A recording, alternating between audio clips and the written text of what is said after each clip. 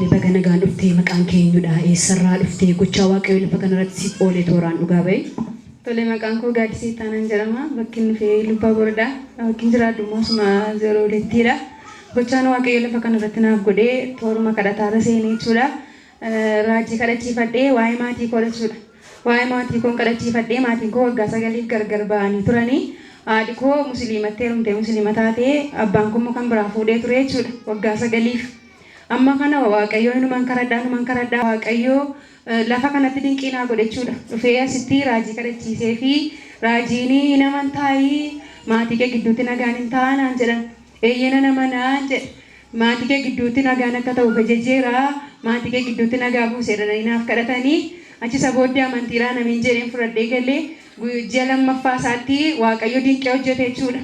Achi maatii isheetti lola kaasee achi lolatti kaasee isa booddee wal lolanii waan qabdu fudhattee abbaa kootti galte abbaan koos immoo simatee fudhatee galee isa booddee amma nagaan isaanii jaalalli isaanii akka isa yeroo ijoollummaatti deebi'ee jira. Waaqayyoon naa galateeffadhaa.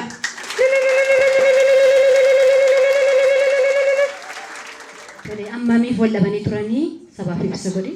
Waggaa 9 gargar ba'anii turanii jechuudha. Waggaa 9 kana keessatti namni walitti deebi'u jedhee yaadayyuu hin jiru.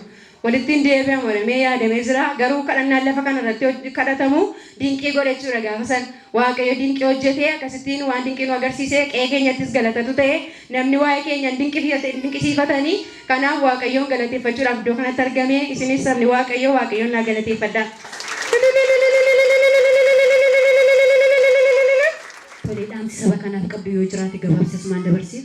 Lafa kanatti kadhannaan kadhatamu kadhannaa qalbii miti. Waaqayyo hafuurri waaqayyo lafa kanarra jira.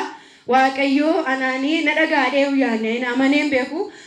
Waggaa 9tti namni walitti deebi'ee yaadamne garuu waaqayyo dinqii hojjetee wanta gargar bahee ture kana nagaa buusee jaalala walitti deebisee kun wanta dinqii godhe waan ta'eef kadhannaa lafa kanarratti kadhatamu qalbiitti illaayinaatii kottaa raajii kadhachiifadhaatii waaqayyoon galateeffadhaan jedha. Maqaan waaqayyoo eebbifamu isuma kana dhaamsi koo. Sabni waaqayyo ammallee harka keessa walitti busaa illee itti dabalaa waaqayyoon galateeffadhaa. Loorii dhuga baatiin keettaa buufu.